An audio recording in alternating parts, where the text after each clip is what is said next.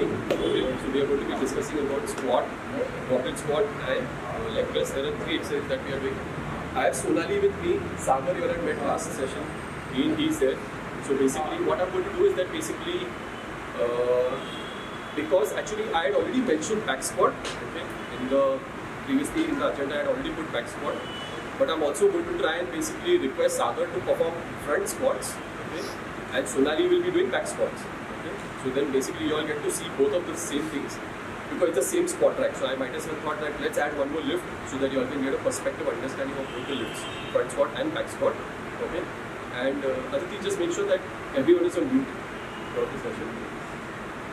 Okay. So we'll be doing goblet squat, we'll be doing front squat, back squat, 3, and then we'll be moving, taking a break for about 5-7 minutes. Then I'll go to the other section of the gym where I'll be discussing the leg press. Okay. So quickly, I'm basically going to be showing some drills basically, okay. Now these are basically some of the drills that I generally recommend doing before the leg workout, okay. So basically, some of them would be standard and you would have always seen, okay. So starting with basic leg work, okay.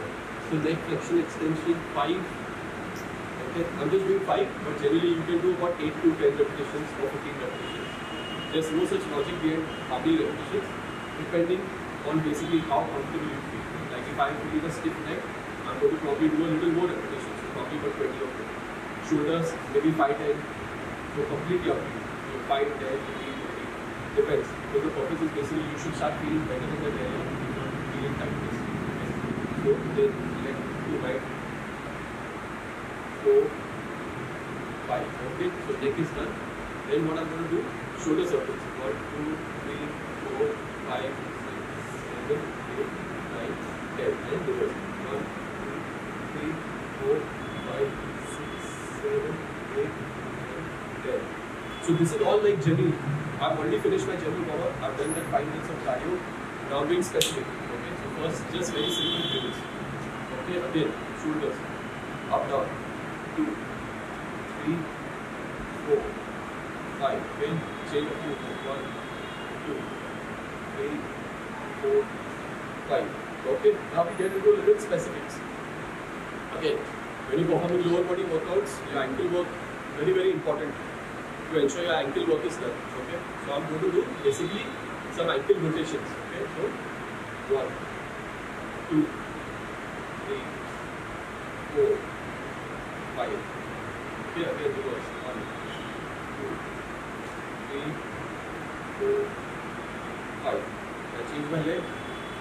Okay, 1. Slowly, gradually turn as much as you can.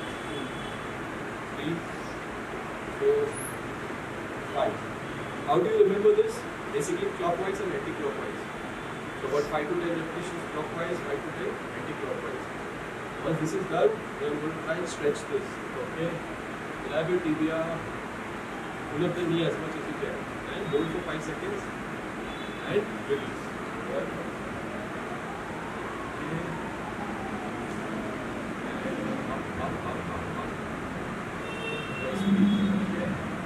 Then some basic abduction and reduction work. So first I'm going to do the abduction. So sides, 2, 3, 4, 5, 6, 7, 1, 2, 3, 4, 5, 6, 7. So this is what? One of the functions of the hip joint. Abduction, abduction. Now I'm going to do adduction. Okay? Inward. 2, 3,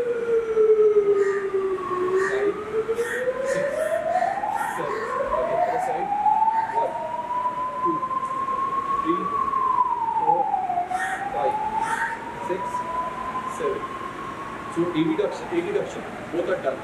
Okay. Now basic again, flexion extension. 1, 2, 3, 4, 5. Change. 1, 2, 3, 4, 5. Now I have some core hip mobility issues. So there are some additional things that I do, which is basically one is like the 90-90 drill. Okay. So what I basically do, you will see. Okay. I think you can see what I'm doing. So I'm going to sit basically in this position. Okay, this is my starting position. Okay. 1, 2, 3, 4, 5, 6, 7, 8, 9, 10.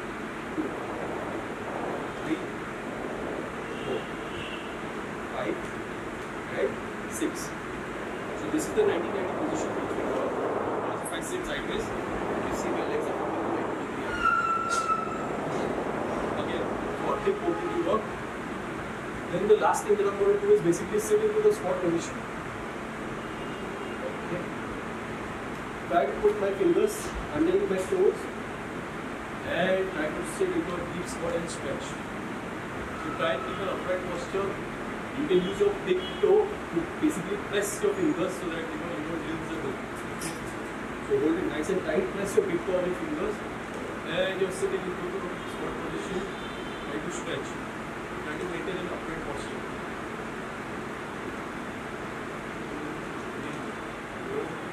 5. Okay, stretch your hamstrings. Again, your fingers underneath the toes. Stretching your hamstrings. Again, one last time. 1, 2, 3, 4, 5. And stretch. 1, 2, 5. Okay, so that was a basically warm up work.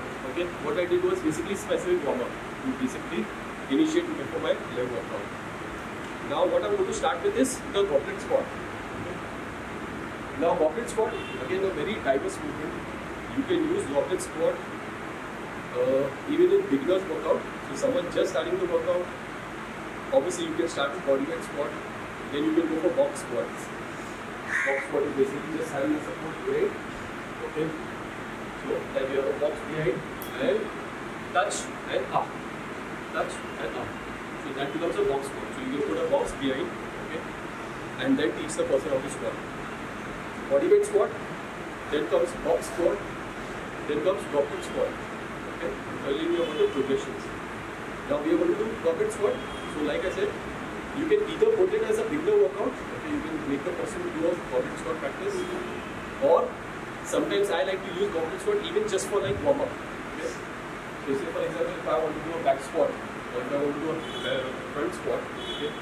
So I try to basically do one set or maybe 2 sets of goblet squats with about 5 to 7 repetitions, just to get myself into the mood. Okay. So basically getting some activation in the quadriceps, okay, getting some activation in the hamstrings. So I try to use goblet squat for that. So I'm going to take a very light weight. I'm just going to get the kettlebell. That's it. 8 kgs.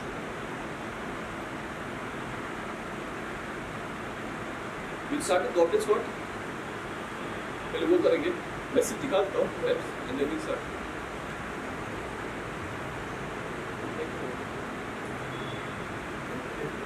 So generally what I do is basically I'm going to tell you the technique and basically Sonali is doing it.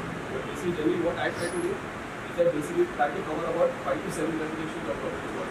So I'm going to go into a deep nice squat. Okay, hold for 2 to 3 seconds and then come. 1. Then sit, hold, 1, 2, sit, hold for 3 seconds and up. So that's how I would use as an activation mechanism. Okay.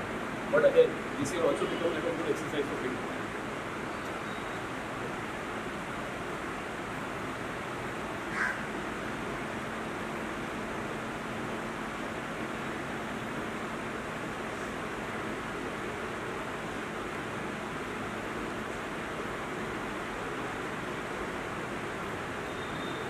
Aditi, can you hear my voice?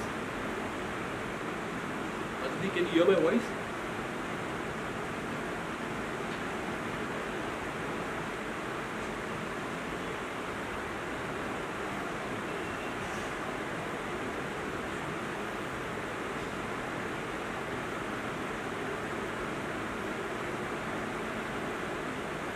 Take now, Amit, pause कर. So then you face this side. Okay. So front rack position, fingers just basically supporting the bar so that the bar does not fall. Okay. Your weight of the bar is not taken by the fingers. The weight of the bar is taken by the clavicle over here.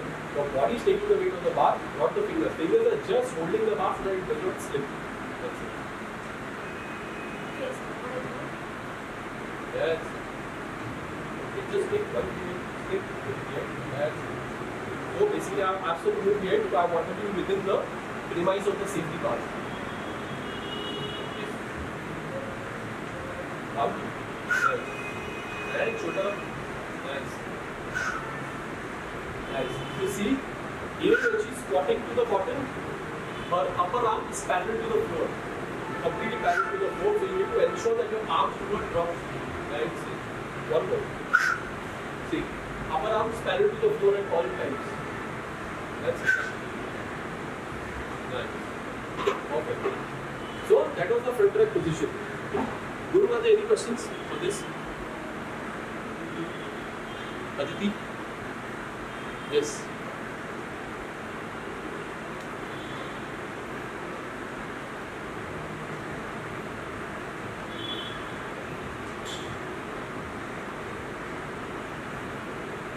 So tempo is again one of the variables for exercise. So any exercise plan, there are about 7 to 8 variables. Okay? Go and check my Instagram stories. I think it is still there. Someone had asked me, Rachna, one of the students, chiropractor students, she had asked me about, is there a different training plan for muscle gain or fat loss? And I told her that basically it's just a manipulation of my exercise variables. Here also, no matter what is your goal, whether you are trying to get hypertrophy, you are trying to gain strength, your exercise tempo is a very broad concept. Goblet squat generally, the idea is basically, now when Sonali is performing, so basically if you see, she's holding the weight at basically your chest level. That's it. Face this side, Sonali. Okay, yeah. So face this side. Okay. Now if you see for goblet squat also when we set up, so basically first we are going to start with the stance. Okay. So stance is what? Basically the distance between the legs. Okay. So generally when Sonali is squatting, I generally recommend taking shoulder width stance. Okay. So as per the shoulder width. Okay. So basically you can take the distance because there are two ways of doing the squat. You can either do it with the shoulder width stance, which is your regular stance, or you can do it with the sumo stance, which is a wide stance. Okay. So right now what we are doing is basically shoulder width. Okay. So regular stance. So that is one thing. Second comes about the toe angle. So I'm going to drop the screen height a little. Okay. I'm going to lower the screen so you can see the toe angle of Sonali. Okay. So now if you see, just shift it inside. Okay. So right now the toes are going to be straight. Okay. So now once you're standing straight, your toe angle can be out by about 30 degrees. Okay. So by 30 degrees, you can spread your toes out. So now Sonali is just going to spread it out a little bit. Okay. So up to 30 degrees of toe angle is okay. Okay. So if your toes are straight, try to take it out by about 30 degrees. So that is a toe angle. Third thing is making sure that your body weight when you're using, your body weight is distributed on all 3 points. Okay. Which means there is a point below her big toe. There is a point below the small toe. There is a point below the heel. Okay. So it's like a tripod. Your foot behaves like a tripod and your body weight should be distributed across the entire foot. So below your big toe, below your small toe, and also below the heel. Okay. So we discussed 3 things: stance, toe angle, and the body weight distribution about the foot tripod. Then let's come a little higher. So once we move from here, then we come to the knees. Okay. As you're trying to sit into the squat, try to abduct your knees. Okay. Abduct means pushing it slightly out. Okay.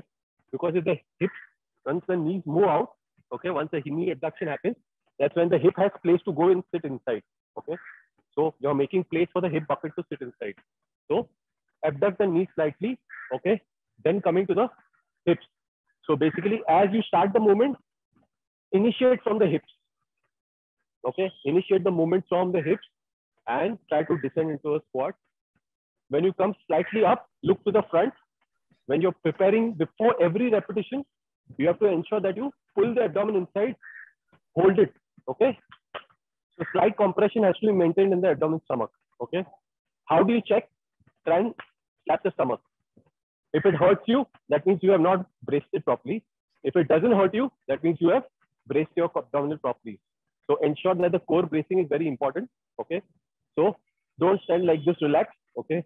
Pull your abdomen, pull your belly button slightly inside and hold it tight. So see, you can hear the sound when I tap. Okay. That means now my core is nice and tight. Okay. So that is done. Then come up one level up. Then we look at the shoulders. Okay. So when Sonali is standing, she retracts her shoulders a little bit. Okay. Not like forceful retraction. Okay. Don't squeeze it very hard. Just enough for the shoulder stability to happen. So your shoulders need to be in a stable position.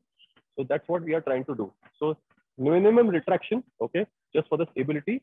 And then if you see, her ears are matching her shoulders. Okay. Why is that happening? Because her neck is in a neutral position. Okay. So ensure that this is not happening. This is happening. Okay. See again, this is forward flexion. This is neutral neck position. Okay. So we don't want this. We don't even want this. This is what? Excess extension. Okay. So this is hyper extension of the neck. This is flexion of the neck. We don't want flexion. We don't want hyper extension. We just want normal extension, which is your neutral neck position. Okay. So how do we understand that the neck is in a neutral position? Her ears are in line with the shoulders. Okay. So we've discussed the entire setup. Right from the toe angle, stance, body weight distribution on the 3 points of the foot, knee abduction, or the waistline. What are you doing? Basically, your abdomen bracing on the abdomen section. Then you come up, shoulder retraction, and then neutral neck position. Okay. So we've discussed, I think, about 7 to 8 points about the setup. Okay. Now what Sonali is going to do? She's going to perform 5 repetitions for us. Okay. Sonali, ready? Okay. So you hold the kettlebell about 2 to 3 inches away from you. Okay. Then you take a deep breath and descend into a squat. 1, 2,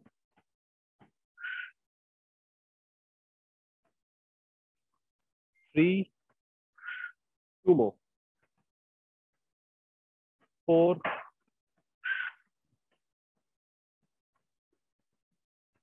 5. That's it.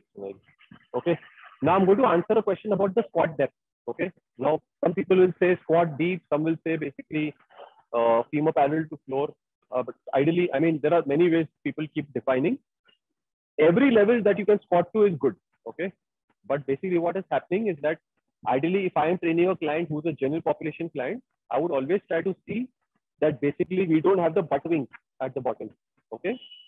Butt wink at the bottom is basically the rounding of the lower back. Okay. So we don't want the lower back rounding to occur at the lower back, because that can basically be very detrimental for the lower back health in the long run. Okay. So when I am watching Sonali, I am just watching to the point where she doesn't break that normal arch. Okay. So she has a neutral arch in her spine, okay, which is the normal curvature of the spine. I don't want that curvature to break, okay, because if that curvature breaks, I'm going to stop 2 seconds before that. Oh, sorry, 2 inches just before that, 2 or 1 inch before that, because I don't want that rounding of the lower back to occur, okay. So while she's sitting, I'm closely observing where is the spine breaking the neutral position. Now, luckily, because of her flexibility being very good, she can go very low and still not have a problem. With me as a coach, I still have tightness in my hamstring and my lower back sometimes, okay?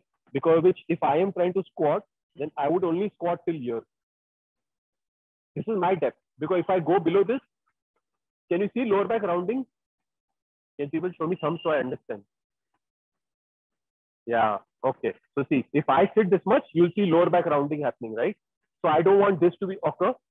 I'm going to stop here. So this is my squat depth. So for me, if I have to squat full depth, this is a full depth squat for me, not this, because my lower back starts rounding. She can very well maintain. Sagar is also a very beautiful squatter. Like when you all see right now, Sagar is going to perform squats also. Sagar can actually squat ash to grass. Okay. There's a term called ash to grass, ATG, in squats, which is used generally. Sagar has very beautiful depth. He can actually squat ash to grass, like completely hit complete bottom. What do we mean by ash to grass? Basically, you can actually see Sagar's hamstrings touching his calf. So when he squats, Sonali also can squat very deep. I am the poorest squatter over here. Okay. So for me, this is full depth for me. That's it. Not below this. Okay. For her, the depth is different. For Sagar, the depth is different. So it's not necessary that we have to read on the internet and then try to squat similarly when we see other lifters doing it. You have to assess your individual depth. Where are you breaking the neutral arch position? Stop before that. For a client, again, if you have 4 different clients, for all the clients, the squat depth will be different because you have to individually assess. And that is the whole essence of personal coaching.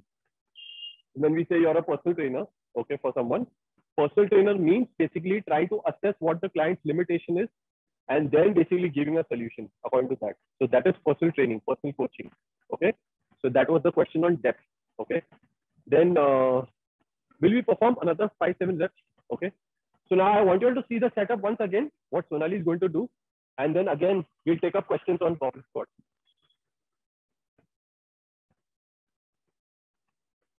Okay, Sonali. So again, now if you see the stance also, generally, some people can have a very narrow stance. Some people can take a little wider stance. Okay. So stance also can be very different. When we say regular stance, we are trying to say shoulder width.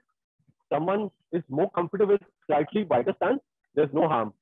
Because we need to basically see that the neutral spine of the position is maintained, and then you're trying to hit as much depth as possible, maintaining that neutral arch position without breaking it.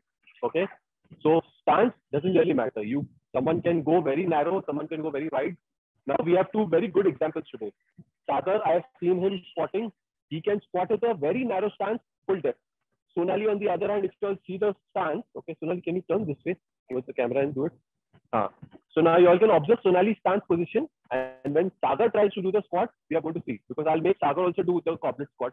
Okay. So Sonali is going to perform 10 repetitions. Then Sagar is going to perform 10. You all can see how much ease is there. So they all have different stance positions. Okay. Up to you. So as per your comfort. 1, 2, 3, 4, nice. 5, last 5, 6, 7, 8, 9, 10. Nice. So you all saw how Sonali is squatting. Now we are going to see an example of how Sagar squats. So now Sagar generally is very, I mean, he can be very diverse. He can squat with a narrow stance. He can squat with a wide stance. He's basically someone who's like comfortable with anything. Like you just give him the challenge, he can do it because his flexibility, mobility is excellent. Okay. So now you can see his stance much narrower than what Sonali was taking. And we are going to do 10 repetitions. Okay, Sagar. Okay. Nice. So if you see, he can actually sit with a very nice wide stance, narrow stance, and maintain the same technique. Okay. 4, 5. Okay. Sagar, let's do 5 repetitions sideways so they can see how you're maintaining the neutral spine position. Okay. Come a little ahead. But that's good. Right. Now you can see how good his flexibility is. He can actually maintain the entire neutral arch position absolutely as to grasp squat. 1, 2, 3, 4, nice, and 5. Fantastic. Good. So you all saw 2 fantastic examples. So basically, again, there's nothing like about right and wrong, which I've mentioned in the last session also. It's basically whatever you're doing, you should have a logical explanation for whatever you're trying to do. And you need to ensure that there is no harm. Okay, you're not causing any aches and pains to the client. And then probably you're at least maintaining the normal mechanics of the spine, the shoulders, the neck.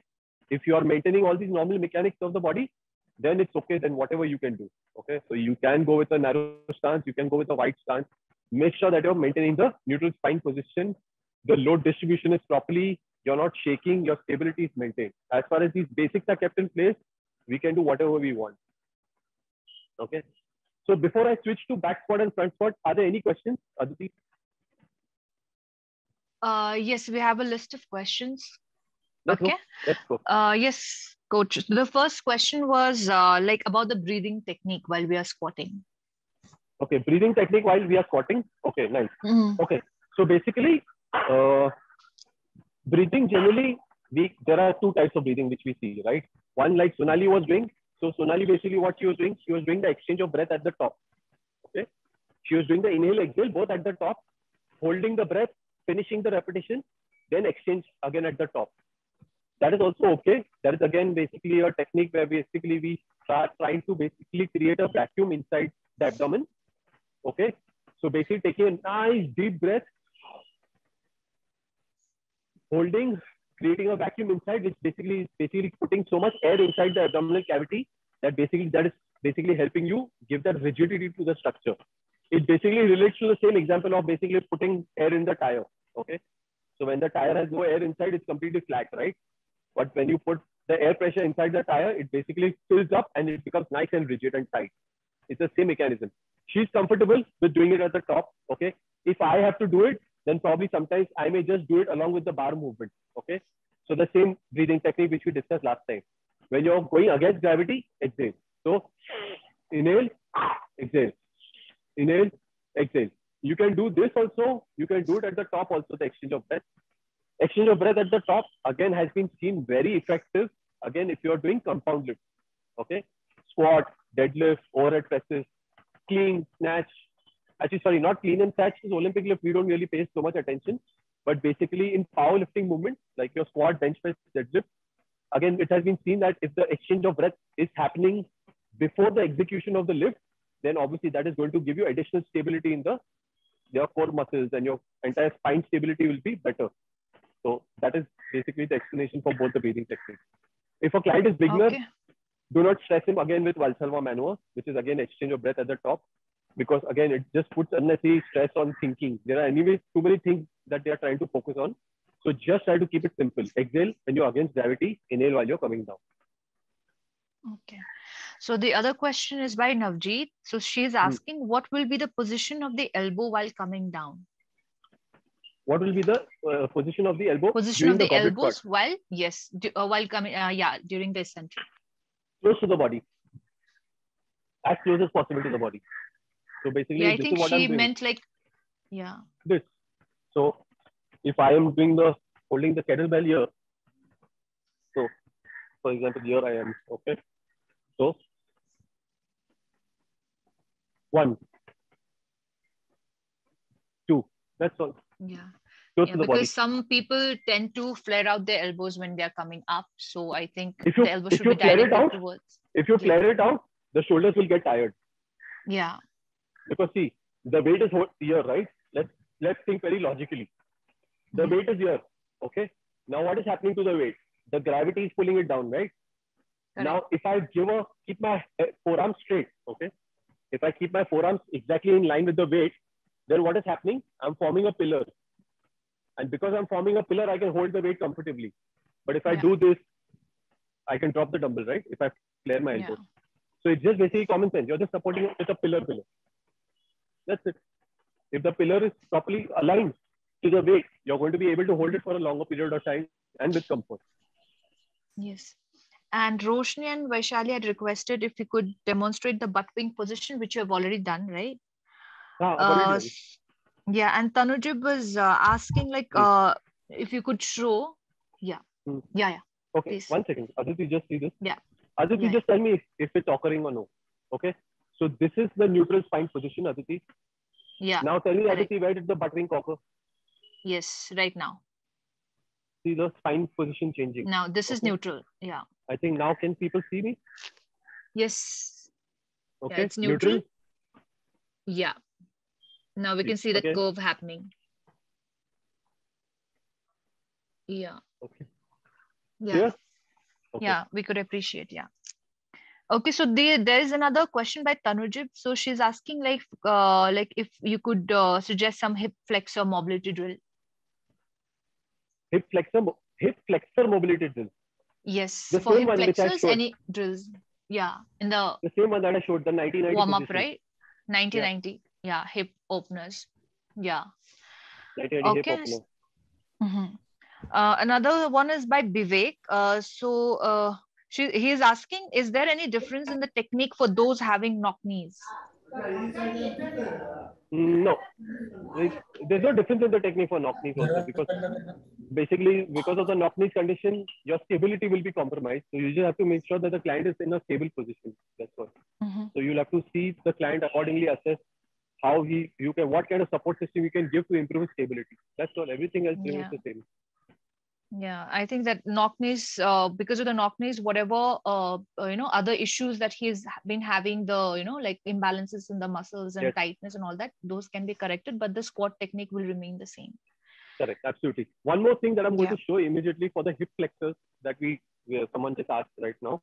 Okay, so basically it is this particular drill. Okay, so what I'm going to do is that basically stand here, take a nice long stride. Okay. ensure that my back leg is also as straight as possible. My one hand goes here on the floor. I try to rotate as much as possible. Touch 1,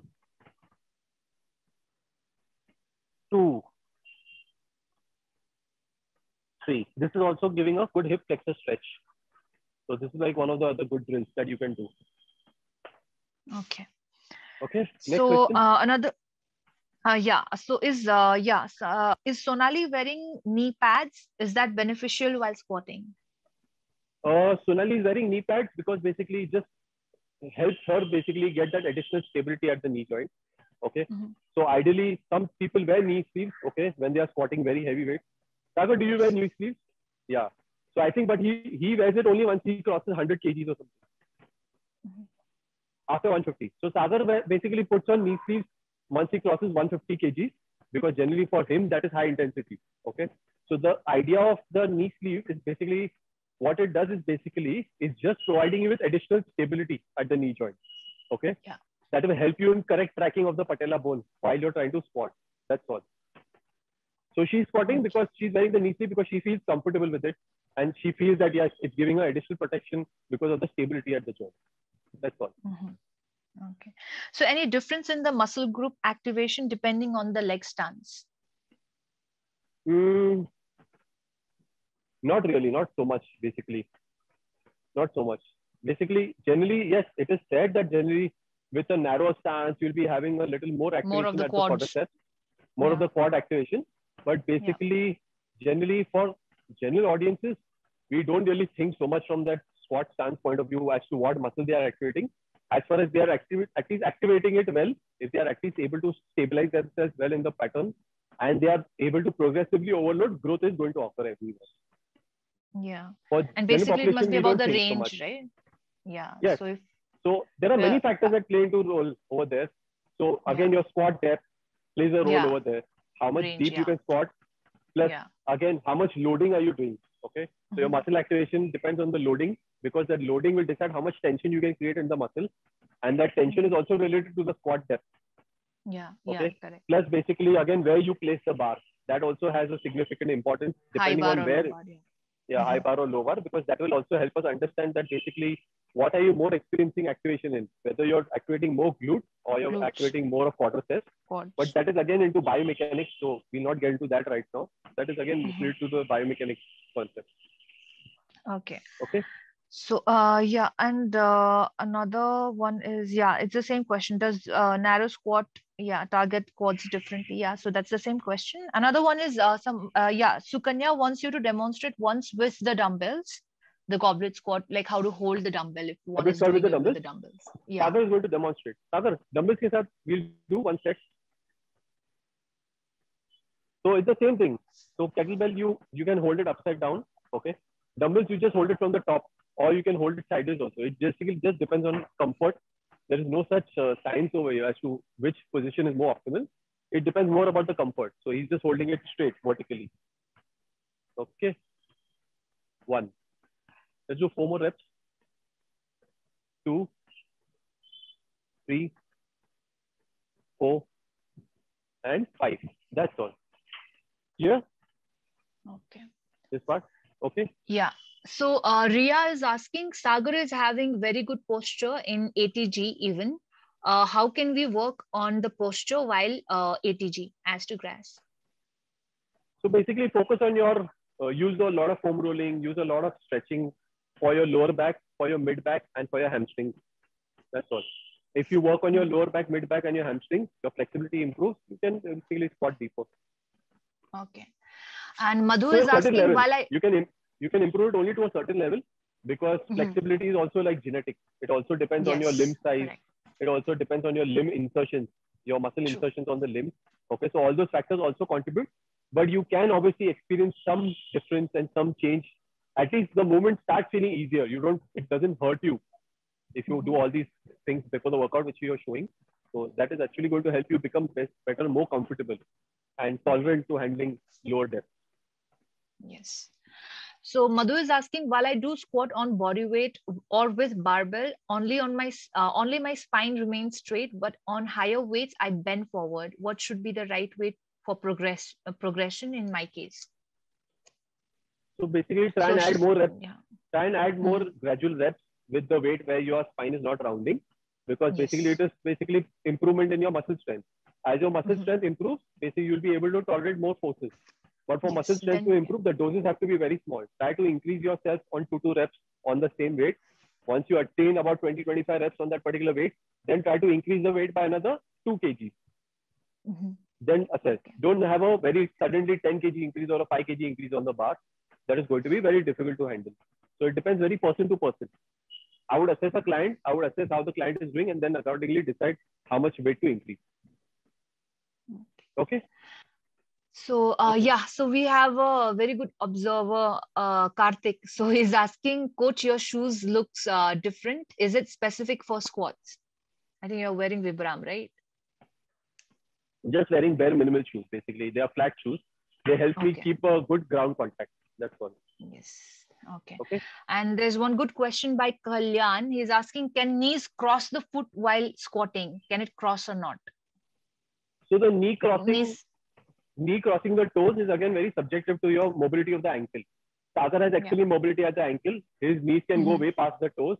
I have limited mobility, so my toes will be restricted. I mean, my knee will be restricted. It will not really cross the toe so much. So it can cross. If the mobility is good, it will cross.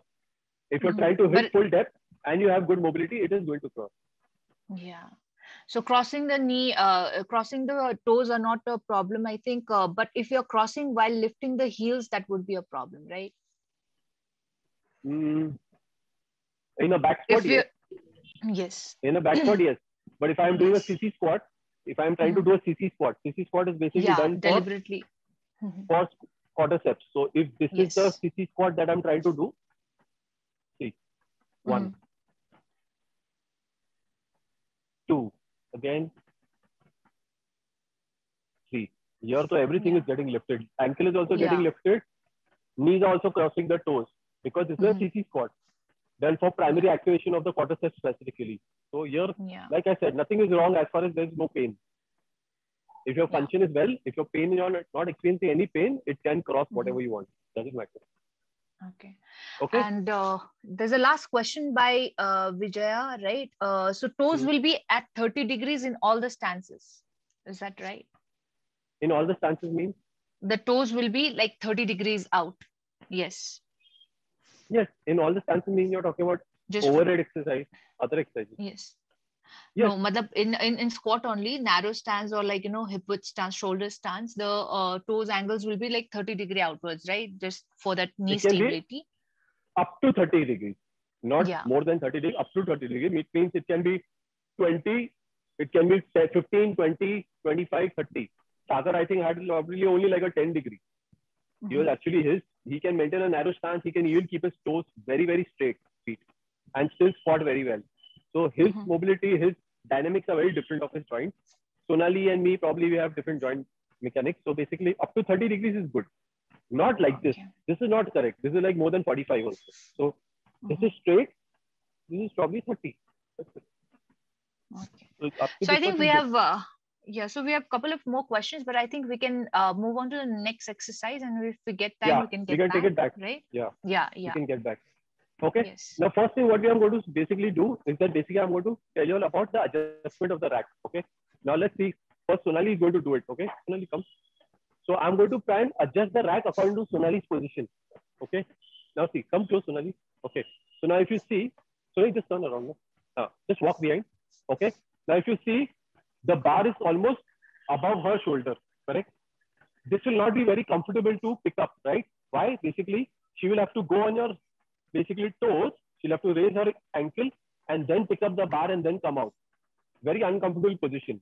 She can do it. She can do it, but it's not the best position. It's not very optimal. Okay. So just move a little. Okay. So this is exactly what Sonali will be doing. See, I can also pick up the bar. Okay. I will go on my toes, raise my heel and then come up. Okay. But then again, when I have to rack it, see what happened? It hit the bar, right? I can't rack it that well. So that means again, I'll have to go on my toes, come behind and then rack it. Okay. This is something which is not very comfortable. So what we should do first is optimize the position for the client. Okay. So I'm going to take it one level down. Okay, so that basically my client does not have to take extra effort in raising her toes. I mean, raising her heels and coming on the toes. Okay, so this is done. Okay, now if you see, if I get underneath the bar, I can just stand and walk out. Okay, so this becomes comfortable. If I had to do empty bar, I could have done it on the previous setting also. But imagine if I have 100 kgs on the bar, very uncomfortable to go on your toes and then walk and then set, again go behind, again go here. While doing these things, you can fall.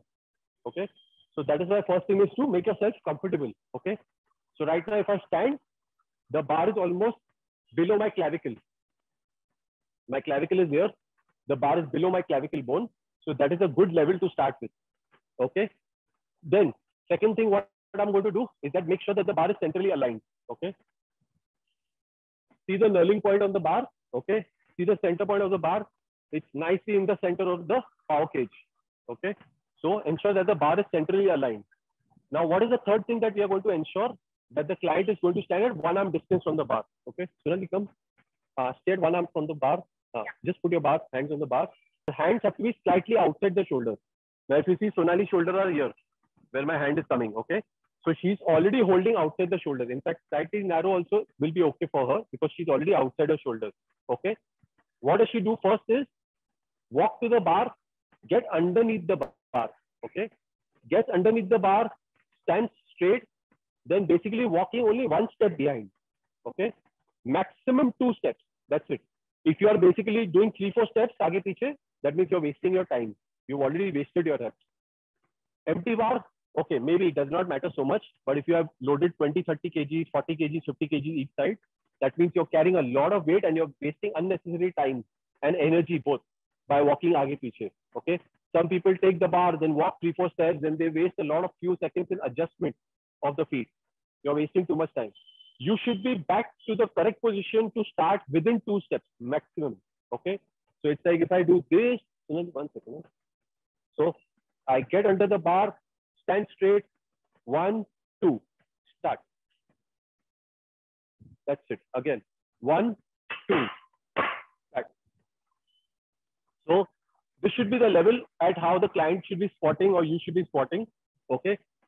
Once you unrack the bar, 2 steps, ready to start. Once you're done, 2 steps back, ready to rack it. Okay. So now what we are going to do is that all the mechanics remain the same. Okay. So the toe angle remains the same. Stance remains the same. Distribution of the weight on the foot remains the same. Tripod. Below the big toe, below the small toe, below the heel. That remains the same.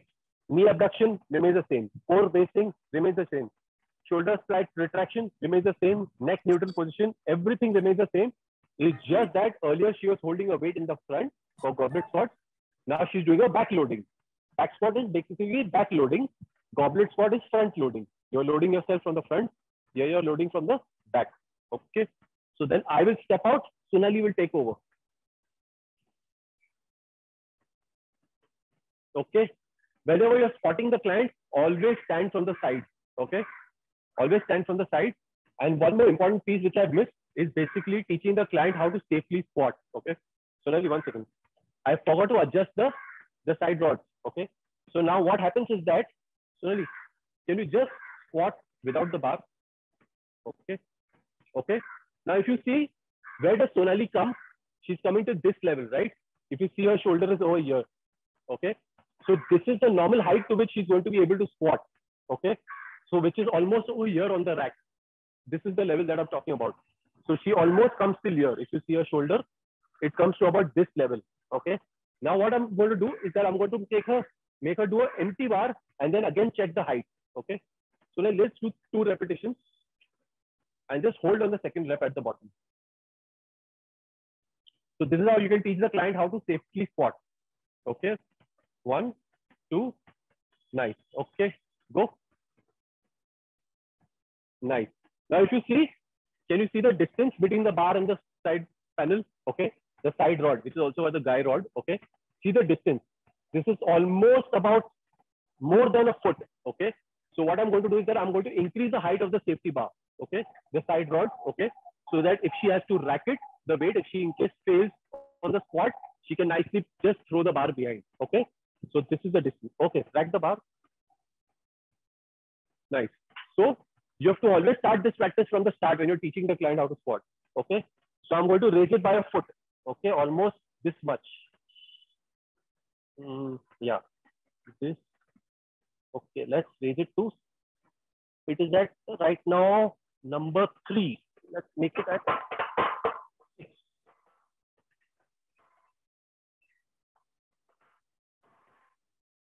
It is 7.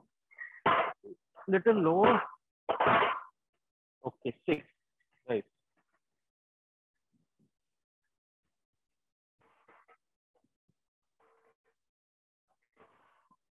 What is the number? 6. Okay. So now I have increased the safety bar. Okay. I've increased the height of the safety stand. Okay. I'm going to again make Sonali squat and see how much is the distance coming to. Okay. Let's do Sonali. Okay. Now let us see where does the bar reach when she's sitting in a normal depth that she has. Okay. Just be slightly ahead, Sonali. Perfect. Okay. Squat. Nice. Okay. Now if you see, very minimal distance, right? So now again, in case if the Sonali fails on the lift, what she can do is just drop the bar behind. Okay. Can you open your fingers and slowly release the bar? Yes. Just release and go out. Yes. Did you guys understand what I was trying to say? This is how basically you can teach the client how to safely squat without you having to hold the client behind. Now, if you see when Sonali squats, I never stand behind her because there's no need. She already knows what is the height of the safety bar. She's already done it with the empty bar. So she knows the height difference. Okay. When she squats with about even 10 kgs on both the sides, she knows what's going to happen. In case she can't get up, she's failing, she's just going to leave the bar behind. That's it. And safely come out. So this thing has to be taught to the client right from the beginning. Okay. So we'll do about 6-7 repetitions and then Sagar is going to perform.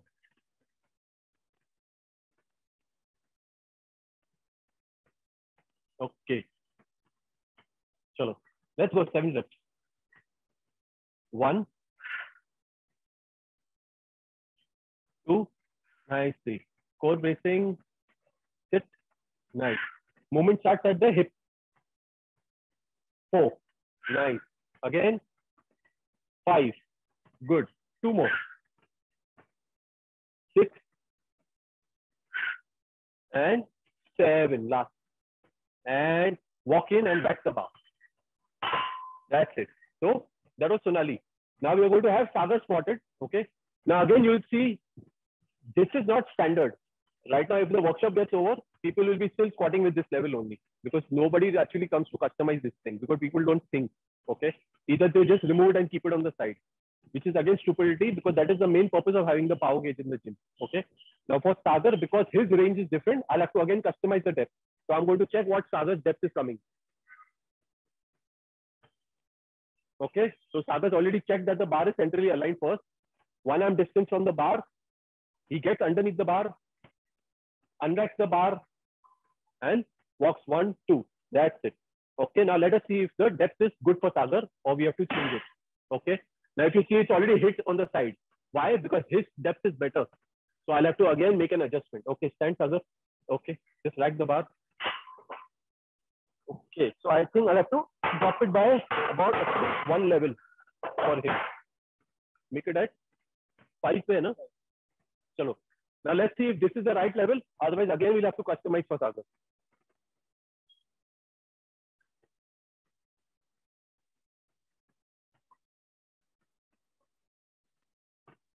Okay. 1, nice. If you see now, how much is the distance? 3 fingers. Sagar, just pause for a second. Okay, see. 3 to 4 finger difference from the bar. So this is perfect for Sagar because if Sagar fails, he can just leave the bar.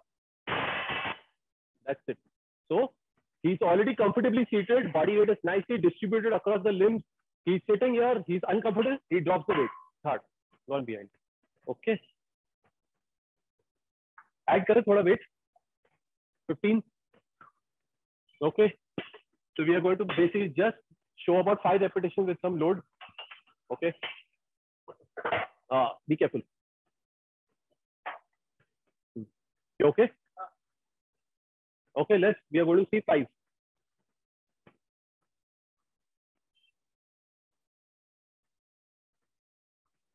Okay, nice.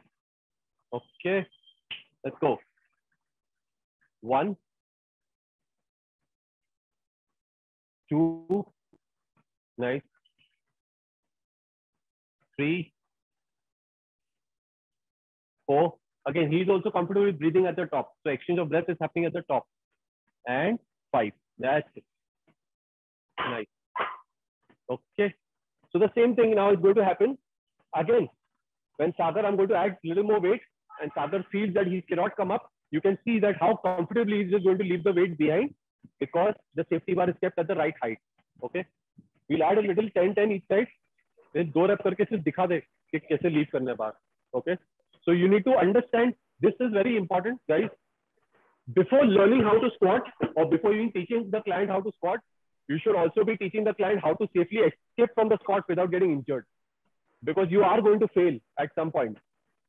Some repetition, some set, you are going to face failure because failure is a part of the learning cycle. When we are trying to challenge our body to extreme levels, we call it progressive overload because we have never really been at that level before, right? That is the level that we are trying to experience for the first time. So you have no experience, I have no experience. So we have to also teach the client when he's trying to basically hit a new level, which he's never experienced before, there can be a failure point. And because he's going to experience the failure point, you have to also teach the client how to escape from the failure without getting injured. Okay. Sure. Now, here's this side, no? Okay. You all can see what Sagar is going to do. He's going to, in spite of loading heavy, we've added, I think, 25 kg each side with the empty kg bars of 50, 50, and 70 kg. So he's handling almost more than his body weight, right? Body weight kitna hai? 67. So he's already squatting his body weight. His body weight is 67. He's already put 70 kgs on the bar. But because basically this is very important to understand, I have set it at the right height. He can still show how he can escape if he fails. Okay. So we do 2 reps and we leave it. Okay. Walk out, 2 steps. Breathe, sit, up. Okay. Nice. And sit. And 3rd rep, he's going to show how he can leave the bar at the bottom. Okay. And that's it. So in case if you feel that you're going to hit failure, that's exactly how you escape. So basically your thumb, you're holding a full thumb grip, open the fingers, release the weight behind. That's how you can escape. Okay. Now basically what we are going to do is that we are going to basically try and experiment about 5 repetitions with the front squat. Okay. So front squat 10 से करेगा 15 से. Okay. So break ले 2 minutes. I'll just answer question and answers. Okay, Aditi, is there any Q&As that you want me to answer?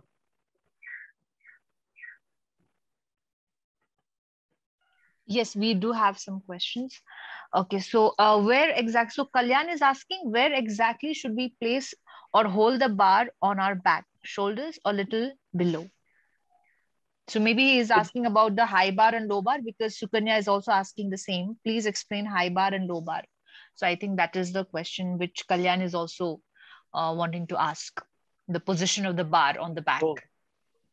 So basically, it is more to do with the spinoscapula. Okay. So basically, when you're placing it, there is a very little difference between the high bar and the low bar. So basically, what happens is that when you are basically placing it in a low bar position, so your bar is slightly below the spinoscapula, slightly below the spinoscapula. Okay. When you're placing it on the high bar, then it's slightly above around the spinoscapula. So this is your spinoscapula. Okay.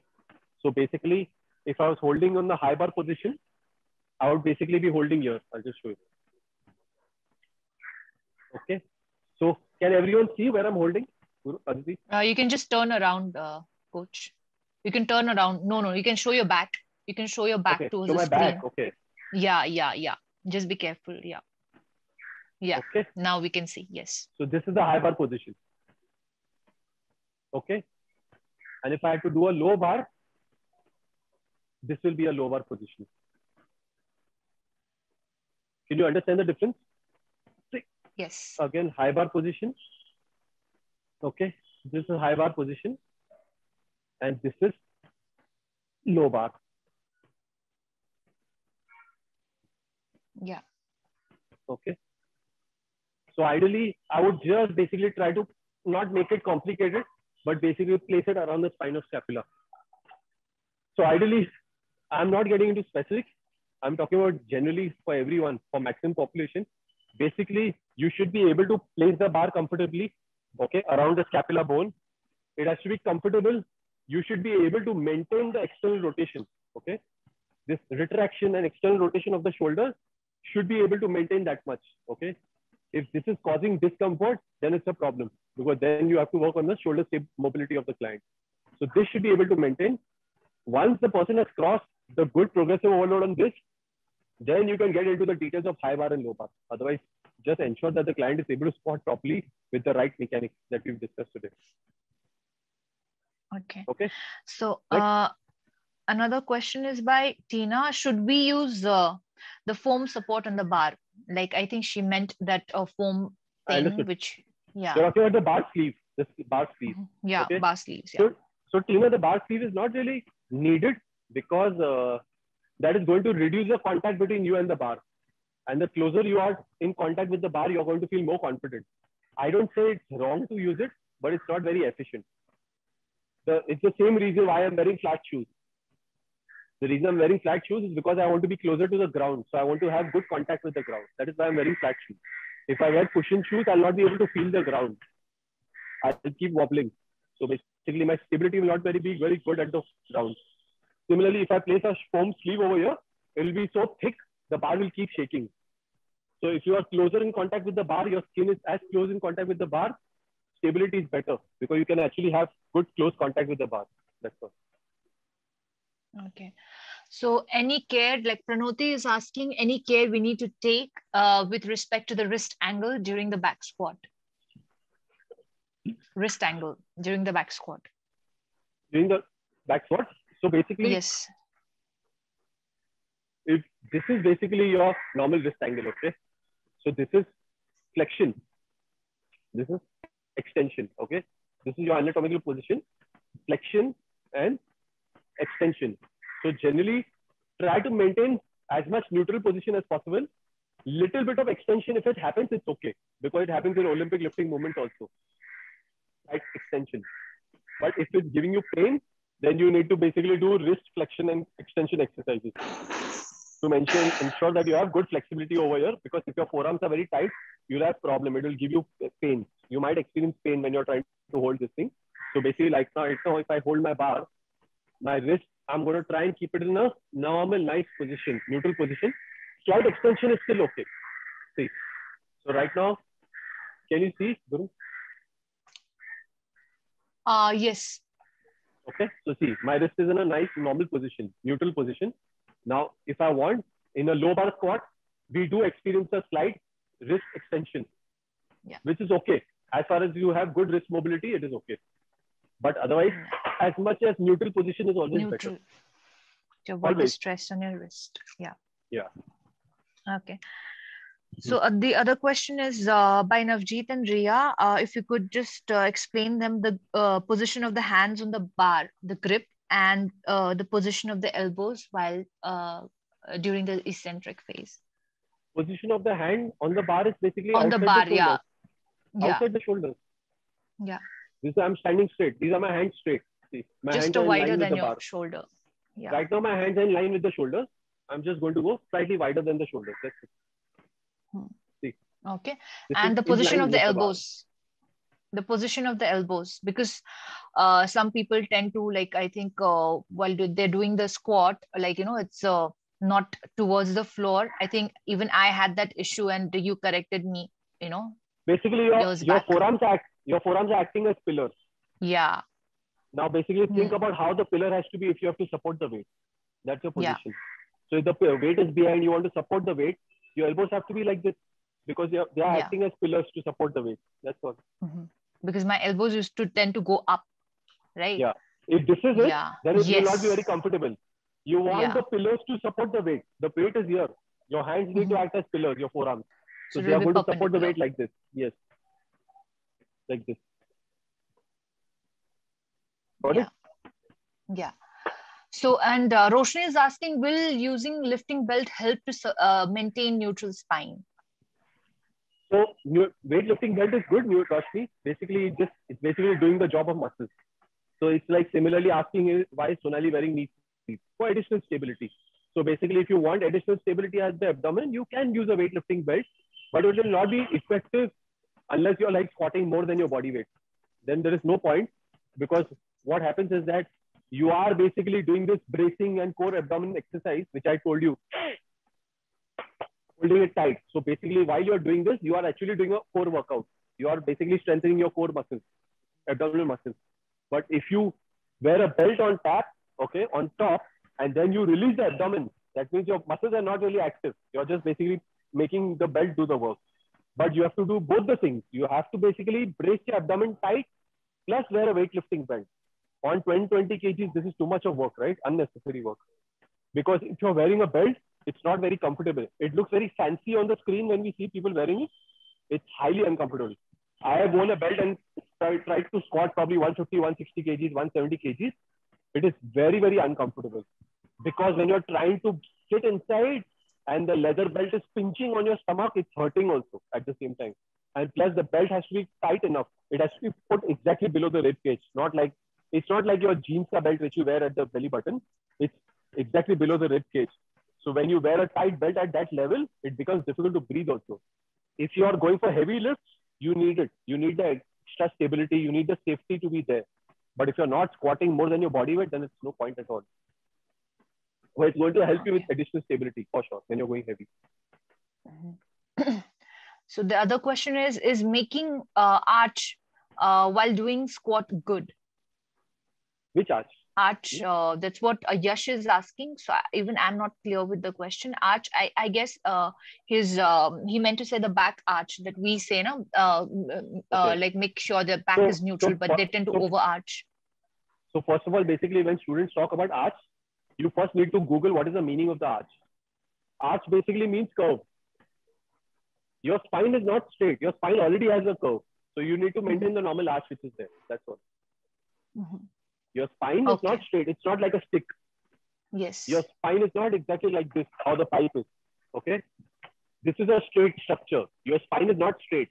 I can say, Sagar, keep a straight spine, but that does not mean that his spine is actually straight like this. When I may actually say, Sagar, keep your spine straight during exercise, it basically means that keep the normal curvature maintained the way it is. So your spine already has an arch. Lumbar, cervical, what is it called? Yeah. Lumbar lordosis, Lumbosacral, right? Yeah. So it's lordosis and kyphosis, sorry. Lordosis, those are the names, those are the names that are given for the curvatures. Yes. Yeah. So basically you have a curvature in the neck area, which is called lordosis. Then you have a curvature in the thoracic area, in the upper back area, which is called kyphosis curve.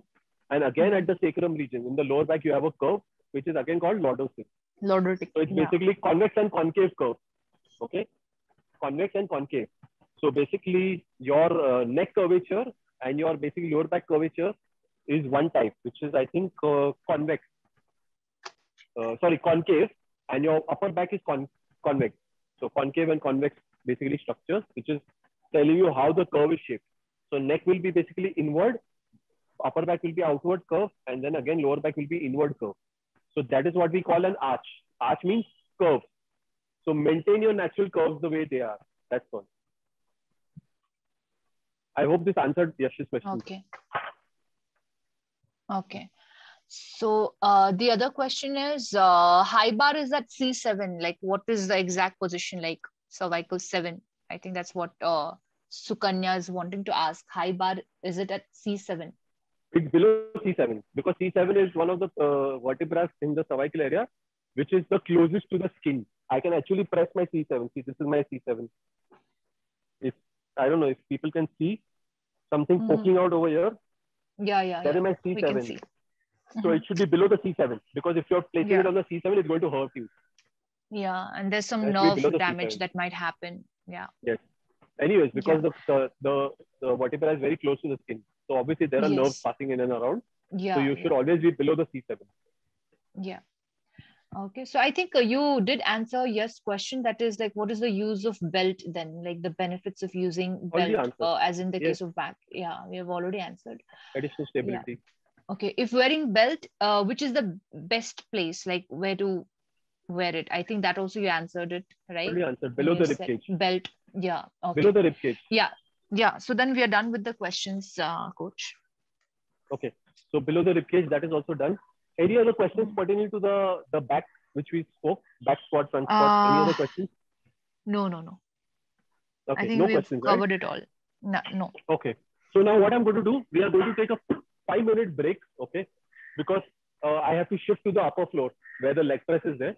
And then we will discuss leg press. And I think if we have time, then I will cover an additional probably leg curl also quickly. Okay. Okay. We just need. Yes. 1 second.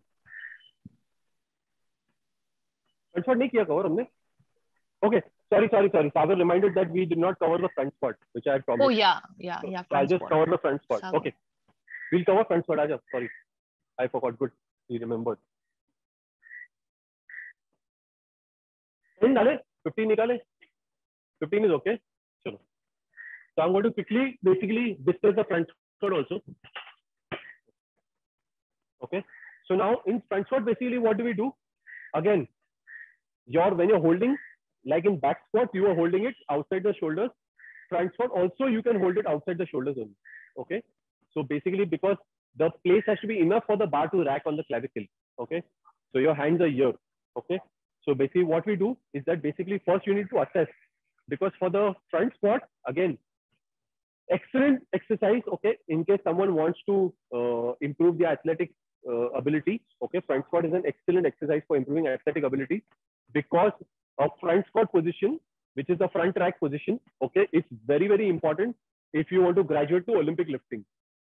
Someone wants to move to Olympic lifting, clean and snatch. Okay. Very, very important. Front lifting, front rack position. Okay. So basically what is front rack position? This. If you can see, my elbow is into, my shoulder is into flexion and my wrist is basically here. Just ensuring people can see. Yes. So basically the weight is here near my clavicle bone. It is supported by my fingers and my shoulder is completely into flexion. So this is the front rack position from here. So if I have to do this, this is the position. Okay. Your neck position remains the same. Neck stays in neutral position, line with the shoulders. Okay. Your stance again can be the same, shoulder width stance. Okay. Toe angle remains the same. Everything, depth, again, making sure that the buttoning is not occurring. That will be the best step. Okay. Sagar is going to perform the front rack position. Okay. Nice. Okay. Let's do 5. 1, 2, 3, 4, 5. That's it. Perfect. Now what I'm going to do is that basically I'm also going to make Sagar do about 5 repetitions facing the camera. So you all can exactly see how it looks from the front. So you can understand the position of the bar, because the bar has to be sitting exactly near the clavicle bone. Here on the clavicle bone. Okay. Light weight करें. चलेगा 5. Okay. Camera को देखेंगे. Okay. चल आ जाओ. I'll guide you. Okay. Come on. Okay. So now he's facing the front. Okay. So the bar is getting hidden below his beard. Okay. So it's sitting exactly near the clavicle bone. Okay. Sagar has an excellent beard. 2, 3, 4, and 5. So just exactly on the clavicle bone. Okay, that's it. Nice. Okay, he's very comfortable with it, so he can safely slip the bar, but not recommended for everyone to slip the bar. It can be risky. Okay. So same thing again.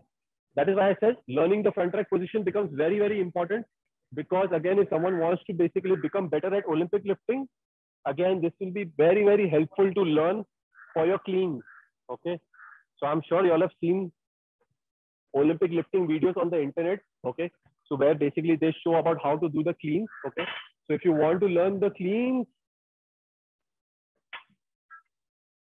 so understanding the front rack position becomes very, very important to master that. For this, you have to basically practice 2 things. One is wrist joint mobility. Okay. So ensure stretching your wrist, Your forearms, if they are tight, wrist mobility will be poor. I am an example of poor wrist mobility. Sonali and Sagar have excellent wrist mobility and shoulder mobility. Very nicely, they can do it comfortably. Okay. Again, your shoulder work, very, very important. You want to become better at front rack, your front squat, ensure that you're foam rolling the lattice smith. I'd shown it in the last session, how to foam roll the lats. Very, very important for achieving front rack position. Now, Sonali is going to perform about 7 to 8 repetitions of the front squat. Same. So you can see how two different people do the same thing. Empty bar, Sonali.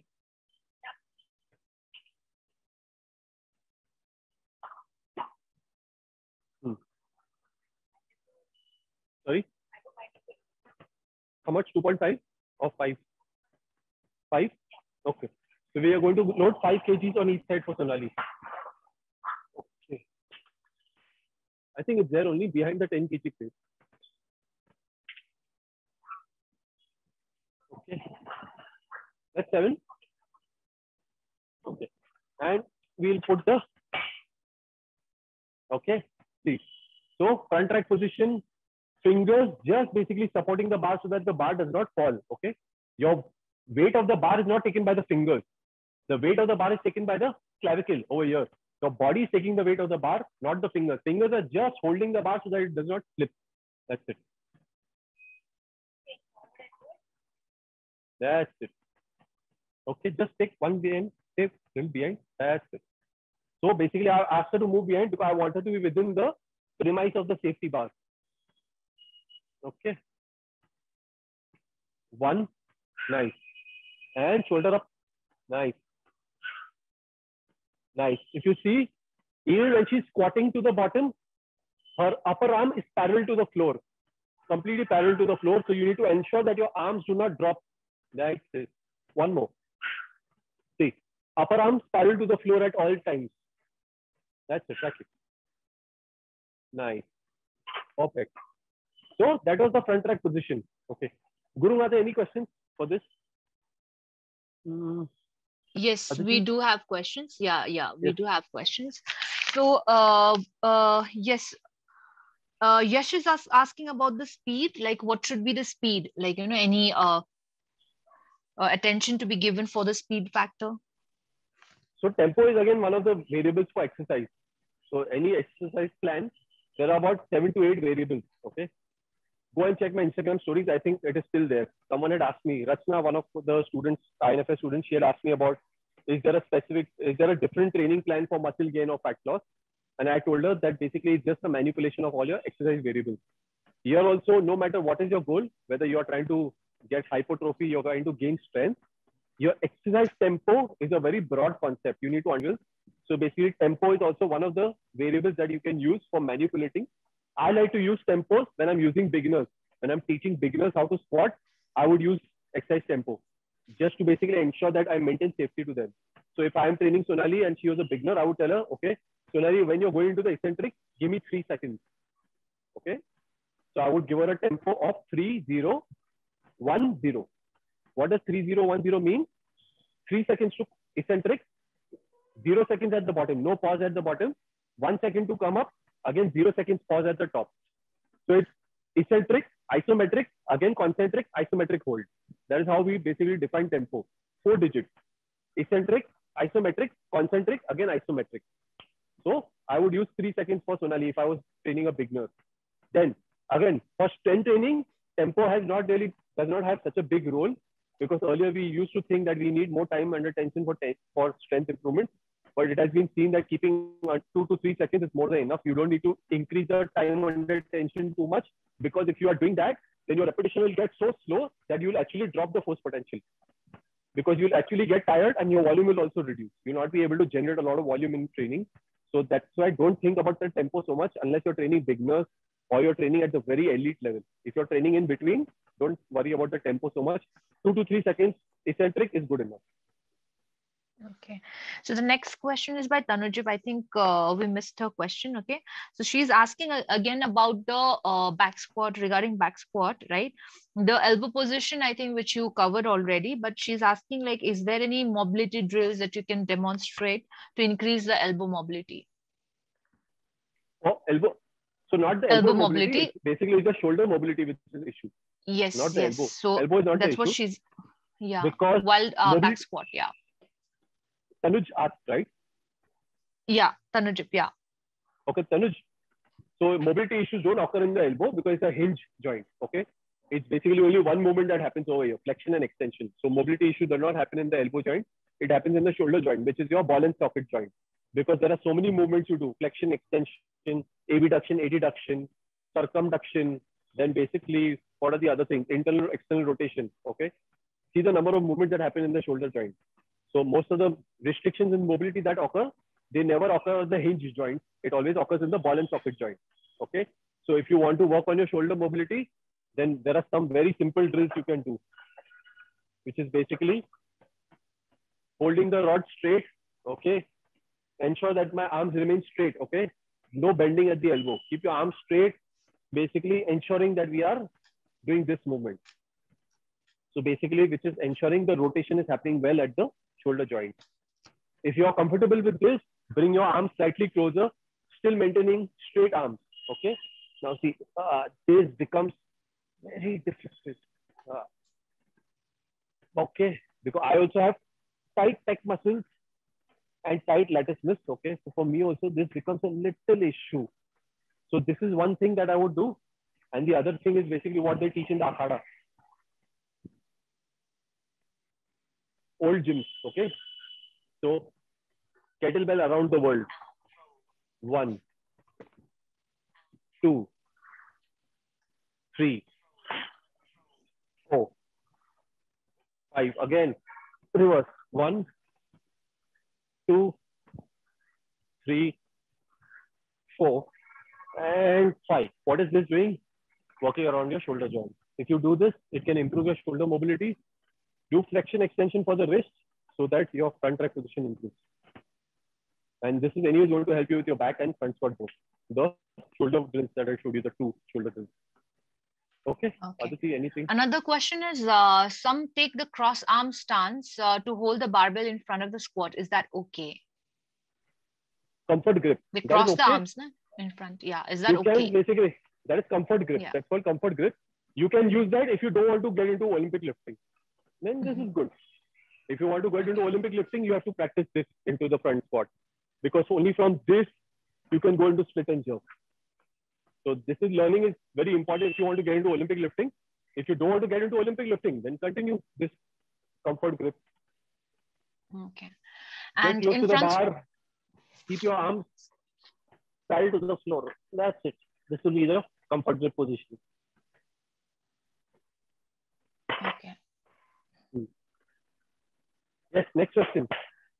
So Yash is asking, in front squat, if someone fails to release the weight, what do we do? Like in the case of back squat, like we have those thing where we will just release the bar, right? So in case of front squat, like if somebody fails, how to release the weight? How to release the weight is going to be actually more or less the same. I don't know. Is the question correct? Yes. On the safety bar, like how do we release the weight? Okay, 1 second. Okay, sorry, I was putting it the wrong side. Okay. This is at number 6. Okay, this needs to go at number 6.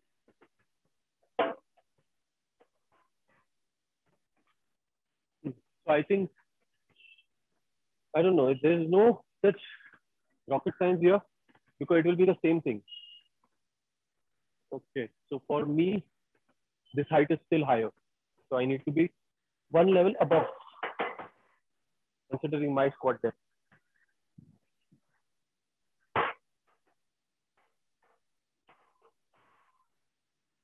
Number 7. Okay. So now I'm going to get into the front squat position. Okay. Get into my position. That's it. So okay. I'm already assessing. See, what I'm doing is basically at a lighter weight, I am assessing my depth. How much is my depth? Okay. So this is my depth. See, below this there is a butt wing, right? This is my depth. So I'm going to assess and squat at this level.